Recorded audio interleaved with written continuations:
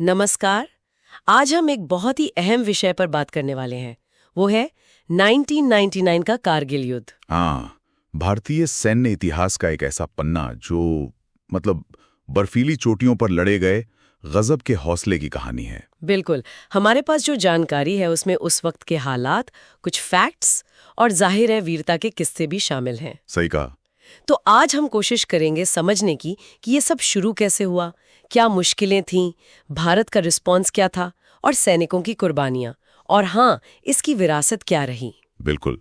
और इसकी शुरुआत तो बड़े एक आप कह सकते हैं उम्मीद भरे माहौल में हुई थी, है ना? हाँ, वही फरवरी 1999, लाहौर घोषणा, भारत पाकिस्तान के प्रधानमंत्री मिले, बसें चलीं, लगा कि शायद अब शांति का एक नया दौर आएगा। लेकिन वो उम्मीद मतलब ज्यादा टिकी नहीं। हाँ, कुछ ही महीनों में वो खबरें आने लगीं कि नियंत्रण रेखा LOC के पार अपनी चौकियों पर घुसपैठिए आ गए हैं। और ये कोई मामूली घुसपैठिए नहीं थे, ये समझना जरूरी है। सही। ये पाकिस्तानी सेना के जवान थे, कश्मीरी उग्रवादियों का भेष धरकर।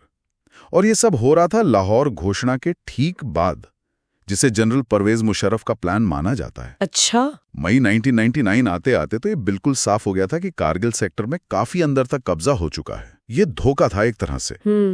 यही शायद पहली बात समझ आती है कि शांति समझौते कितने नाजुक हो सकते हैं। बिल्कुल।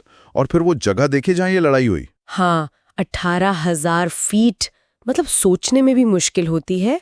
ऑक्सीजन कम, तापमान 0 से नीचे, और वो खड़ी चढ़ाई वाली पहाड़ियां। सोचिए सरा, ये लड़ाई सिर्फ दुश्मन से थोड़ी थी, ये तो मौसम से, उन हालात से भी जंग थी। हाँ। दुश्मन ऊपर बैठा था, स्ट्रैटेजिक एडवांटेज था उसके पास। कारगिल, द्रास, बटालिक, टाइगर हिल, तोलोलिंग, इनामाज भी औदे, ये सिर्फ जगहें नहीं थी, ये असल में युद्ध के मैदान थे, बहुत ही कठिन। जाहिर है भारत के लिए ये बहुत बड़ी चुनौती थी। तो इस धोखे का और इन मुश्किल हालात का जवाब कैसे दिया गया? देखिए, जैसे ही घुसपैठ की पूरी तस्वीर साफ हुई तो 26 मई 1999 को भारतीय सेना ने ऑपरेशन विजय लॉन्च कर दिया। ऑपरेशन विजय? हाँ, और साथ ही साथ भारतीय वायुसेना ने ऑपरेशन सफेद सागर शुरू किया। अच्छा, वायुसेना का भी रोल था इसमें? बहुत बड़ा रोल था। मिराज 2000 जैसे विमानों ने, अब सोचिए, उतनी ऊंचाई पर दुश्मन के बंकरों पर लेजर गाइडेड बमों से बिल्कुल सटीक निशाने लगाए। ये बहुत क्रूशल था। यहाँ एक बात और ध्यान देने वाली है, इतना सब होने पर भी भारत ने LOC पार नहीं की। हाँ, ये बहुत बड़ा फैसला था, नैतिक भी और सामरिक भी। और इसका असर भी हुआ शायद। बिल्कुल।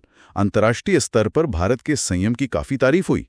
कई देशों ने पाकिस्तान पर दबाव भी बनाया।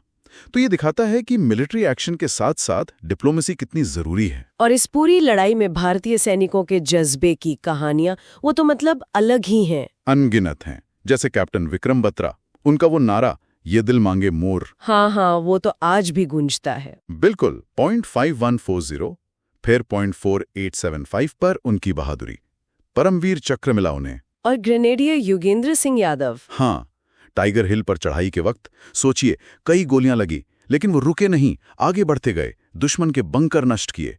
उन्हें भी परमवीर चक्र। और कैप्टन मनोज कुमार पांडे जी, उन्होंने भी अपनी टुकड़ी को लीड करते हुए सर्वोच्च बलिदान दिया।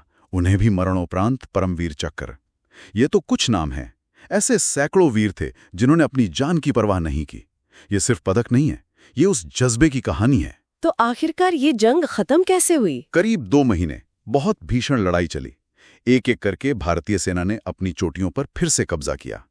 26 जुलाई 1999 तक लगभग सभी मुख्य चोटियों पर भारत का झंडा वापस लहरा रहा था, और फिर जीत का ऐलान हुआ। लेकिन इस जीत की कीमत भी चुकानी पड़ी। बहुत बड़ी कीमत। इस जंग में हमने अपने 527 सैनिक खो दिए, 1000 से ज्यादा घायल हुए। इसीलिए 26 जुलाई को कारगिल विजय दिवस मनाया जाता है। हाँ, ये सिर्फ जीत का जश्न नहीं है, ये उन शूरवीरों को, उनकी कुर्बानी को याद करने का, उन्हें सलाम करने का दिन है। तो इस पूरी चर्चा से क्या मुख्य बातें हम समझ सकते हैं? देखिए, कारगिल युद्ध हमें कई चीजें याद दिलाता है। एक तो ये कि शांति कितनी नाजुक हो सकती है, धोखा कितना भारी पड़ सकता है। हाँ। और सबसे बढ़कर कि इंसान मुश्किल से मुश्किल हालात में कितना साहस दिखा सकता है।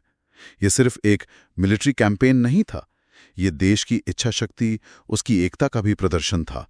भारत में संयम भी दिखाया और ताकत भी। और जाते जाते सुनने वालों के लिए एक सवाल छोड़ जाते हैं। जरूर। सोचिए कि इतनी ऊंचाई पर, इतने कठिन हालात में लड़ी गई ये जंग, आज की टेक्नोलॉजी के युग में भी इंसान के संकल्प और उसकी सीमाओं के बारे में क्या बताती है? सोचने वाली बात है। क्या सीमाओं पर वो सतर्कता और शांति की वो नाजुक डोर हमें आज भी वही सबक सिखा रही है जो कारगिल ने सिखाया था? इस पर जरूर सोचिएगा।